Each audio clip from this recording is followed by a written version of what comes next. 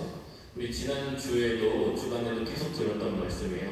마지막 때에 대한 이야기는 굉장히 혼란스럽고 전쟁과 기근이 일어나고 사방에서 민족들이 일어나며 하늘의 빛들이 흔들리고 이러한, 그래서 도저히 우리가 이제 도망갈 곳이 없는, 내 인간의 힘으로는 도저히 뭔가 할 수 없는 그런 상황을 이야기하고 있어요. 그런 상황에서 예수님이 우리를 뭐라고 하시냐면 허리를 펴고 머리를 들어라, 너희의 속량이 가까웠기 때문이다 라고 말씀하세요. 그래서 이 허리를 펴고 고개를 들어라 하는 이 행동이 저는 조금, 이게 도대체 어떤 말일까. 그냥 단순히 이게 자세, 내가 앉아있는 자세에서 허리를 펴고 고개를 들라 이런 말씀일까, 아니면 뭘 바라보라고 하시는 말씀 같기도 하고, 고개를 들라고 하니까 어떤 의미가 있을까 좀 생각해봤어요. 그래서 제가 언제 허리를 펴고 고개를 들었나 한번 생각해봤어요. 나는 언제 허리를 펴고 고개를 드나. 뭔가 이렇게 새로운 것을 발견할 때 그렇게 되는 것 같았고요. 두 번째는 그런 일들을 막 생각하면서 저희 아버지가 좀 떠올랐습니다. 제가 아버지 앞에서 그 허리를 펴고 고개를 들었던 적이 있는데 그 이야기를 좀 드려볼까 합니다. 저희 아버지는요 이제 돌아가셨어요. 돌아가신 지 2017년도에 돌아가셨으니까 이제 좀 시간이 흘렀죠. 근데 아버지께서 학교 교사셨어요. 고등학교 선생님이셨고 굉장히 엄한 분으로 제가 기억하고 있습니다. 근데 사실 굉장히 엄한 분이셔서 하나부터 열까지 모든 저의 행동을 다 통제하셨던 것처럼 저는 생각했는데 실상 그렇진 않았고, 돌이켜보니까 우리 아버지는 딱 한 가지 경우에만 저를 죽도록 하셨어요. 혼을 내셨어요. 근데 그게 어떤 경우였냐면 거짓말 했을 때, 공부 못해도 아무 말 안 하셨어요. 아무 말 안 하셨어요. 또 나쁜 짓 좀 하고 다녀도 또 우리 어머니 아버지 지갑에서 이렇게 10,000원짜리 뺏어본 적 있어요? 아버지 안 계실 때, 어머니 안 계실 때 장롱 속에 보면 이게 있어요. 요즘에 현금이 없으니까 그럴 일이 없는데 장롱 속에 보면 있습니다. 이렇게 저희 어머니는 개돈 같은 거 이렇게 넣어두셨고 제가 알아요. 저희 아버지 좀 있으셨는데, 그래서 이제 거기서 이제 제가 가끔은 아니고 이게 상습범이었는데 그래도 아무 말 안 하셨습니다. 근데 거짓말할 때는 완전 어떻게 혼내셨냐면, 거짓말한 걸 들켰다 그러면 이제 저희 아버지는 손과 발이 이렇게 나와요. 손과 발이. 그럼 이제 저희 어머니가 그걸 보시고, 우리 어머니가 더 대단하신 분이죠. 이게 아버지의 손과 발로 이렇게 마사지를 하고 있으면 우리 어머니가 이제 매를 가져오십니다. 사람은 손발로 잡으면 안 됩니다. 매로 다스려요. 매를 가져오세요. 그러면 1차로 끝날 것이 이제 2차가 시작됩니다. 다시 엎드려서 이제 매로 몽둥이 찜질을 잡고, 그러다 이제 매가 부러져요. 그렇게 좀 많이 아주 이렇게 뭐랄까 다시는 그런 일이 없도록 이렇게 혼을 내셨는데요. 그러면 또 이제 다시 손발이 나오죠. 그러면 또 어머니가 더 단단하고 튼튼한 매를 가져오셔서 사람은 매를 다스려야 된다고 해서 다시 매로.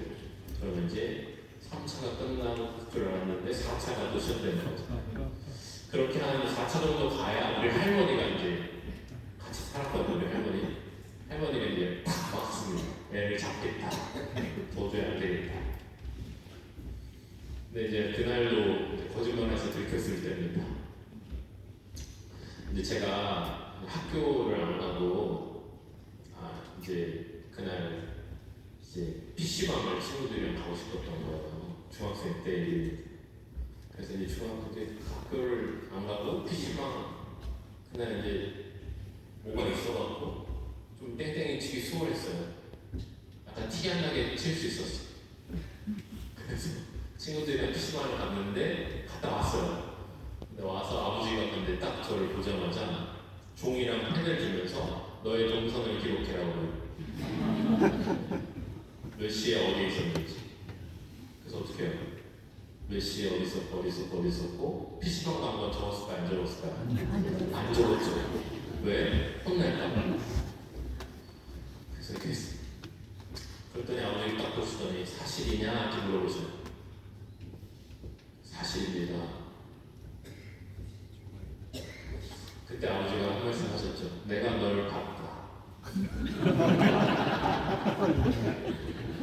그때 저 허리를 펴고 고개를 들었습니다. 제가 생각해보니까. 그리고 이 속량이 가까웠기 때문이다라는 말 있죠? 이 속량이라는 말은 뭐냐면 값을 치른다는 표현이에요. 값을 치르는데 노예가 속량은 뭐냐면 노예가 있으면 노예를 풀어주려면 노예 값을 치러줘야 노예가 이제 자유의 몸이 되는 거예요. 그걸 속량이라고 하거든요. 우리가 요즘에 우리 천주교에서는 속량이라는 말 많이 안 쓰는데 그게 몇 개 안 남아있는 속량인데요. 이제 값을 치르는 겁니다. 저도 허리를 펴고 고개를 들어 아버지 얼굴을 봤죠. 어떻게 알았지? 언제 봤지? 그럴 리가 없는데 어디서 보셨는데요? 그랬죠. 그때부터 시작됐죠. 값을 치러야 했습니다. 제가. 그래도 무장하게 꼽는 이었습니다. 그렇게 값을 치렀을 때 인정할 수밖에 없는 겁니다. 더 이상 도망갈 수 없을 때 제가 허리를 펴고 머리를 들었을 때는요 그런 때였던 것 같습니다. 이제는 값을 치러야 할 때이고 더 이상 내가 물러설 곳이 없이 꼼짝없이 모든 것이 까발려지고 인정할 수밖에 없는 그런 때가 오늘 복음에서 말씀하신 마지막 때입니다. 근데 그때 아버지의 모습을 제가 이렇게 돌이켜보면요 물론 많이 혼났고 그래서 그때 당시에는 굉장히 억울하고 이렇게까지 혼날 일인가 내가 싶어서 굉장히 억울하고 했지만 이제 돌이켜보면 이런 부분이 있습니다. 근데 아버지께서 저를 혼내신 건 제가 혼낸 건 저를 교정하기 위해서였어요. 단지 아버지 기분이 나빠서만은 아니었던 것 같아요. 물론 이렇게 화를 내시고 화가 막 많이 참으시긴 했지만 근데 이제 지금 이렇게 돌이켜보면 저를 가르치고 훈육하시고 저를 가르치시기 위해 치러야 할 값을 치르게 하신 것 같아요. 치러야 할 것을. 근데 자기가 감당해야 할 몫이 있었던 것 같아요. 우리 아버지가. 저 때문에 상처받은, 저 때문에 신뢰가 깨진 아픔, 또 자기 저 때문에 기분 나쁜 건 그 매와 손발에 씻진 않으셨던 것 같아요.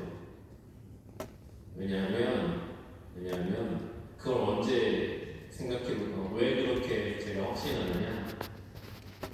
본인이 감당해야 할 몫은 본인이 감당했던 거예요. 그것까지 저한테 다 떠넘기지 않으셨어요. 혼내실 때. 왜 그렇게 생각했느냐? 아버지를 다시 그게 끝나고 나서 다음날 아침에 저와 아버지는 어떻게 만날 수 있을까요? 저는 아버지 앞에 어떻게 가셨을까요? 그냥 좀 쭈삣했죠. 아버지는 아무렇지 않게 어떤 일도 없었던 것처럼 다 털고 학교 잘 다녀와라 이렇게 말씀하셨어요. 그렇게 다시 만난 모습을 다시 만났을 때의 아버지의 모습을 보고 알게 된 것 같아요. 아, 우리 아버지가 자기가 털 건 다 털었구나. 나에게 받은 상처는 자기가 감당하겠다고 하셨구나. 저 때문에 받은 상처는 본인이 감당하시고 제가 저에게 필요한 걸 가르쳐 주시기 위해 혼내신 것이 맞고 그 이상 저에게 감당하도록 하지 않으셨구나. 그런 생각이 들었어요. 그래서 다시 만난다는 거는요, 제가 아버지를 다시 볼 때 아마 그 모습을 보고 나서 비로소 지금에서야 알게 된 거죠. 이제 돌아가시고 지금 생각해 보니까 우리 아버지는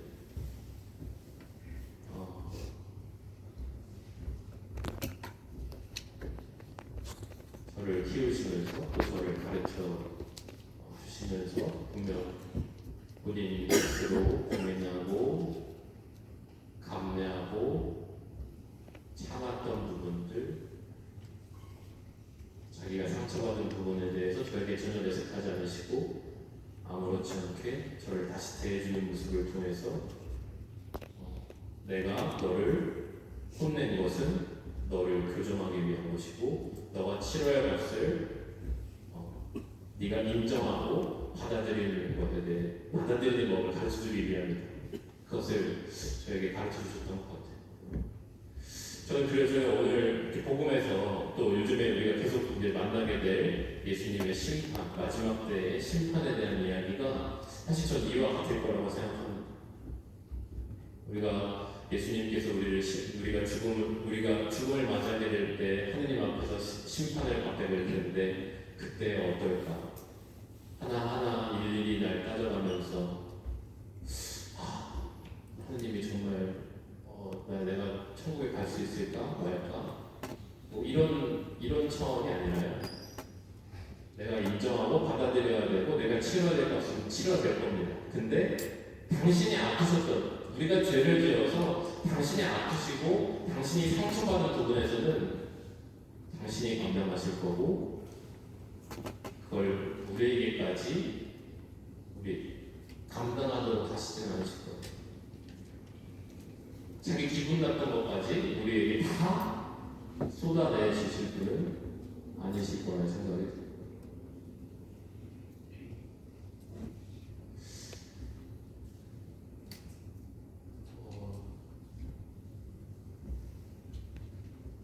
그래서 그 다음이 있는 겁니다.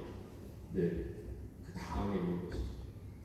그러한 심판으로 끝이 나는 것이 아니죠. 우리에게 주어질 심판 이후에 주어질 새하늘과 새 땅. 하느님 나라는 하느님 나라 우리는 그 희망, 우리의 희망을 주고 있습니다. 오늘 복음 이렇게 무시무시하고 뭔가 좀 혼란스럽고 굉장히 마음이 무거워지고 하느님의 심판이 무섭게 느껴지는 그러한 모습이 아니라 우리가 치러야 될 것은 치러내고 그 다음에 다시 만나면 아무렇지 않게 제가 아버지께서 아무렇지 않게 저를 대하시고 저에게 가르쳐줄 것을 가르쳐주시고 아무렇지 않게 대하셨던 그 모습처럼 우리에게 주어질 이 심판 이후에 주어질 희망을 우리는 기다리고 근데 우리가 값을 치르게 해야 됩니다.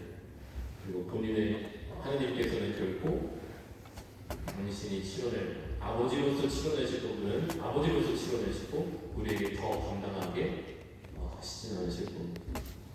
그것이 저는 우리가 겪을 심판이고 우리가 겪어낼 마지막 날이라고 생각합니다. 사람의 아들 앞에 설 수 있는 힘을 지니도록 그를 깨어 기도합니다. 먼 미래가 아니라 미래일이 아니라 지금 우리가 해야 할 일을 오늘 복음 끝에 다시 말씀해 주십니다.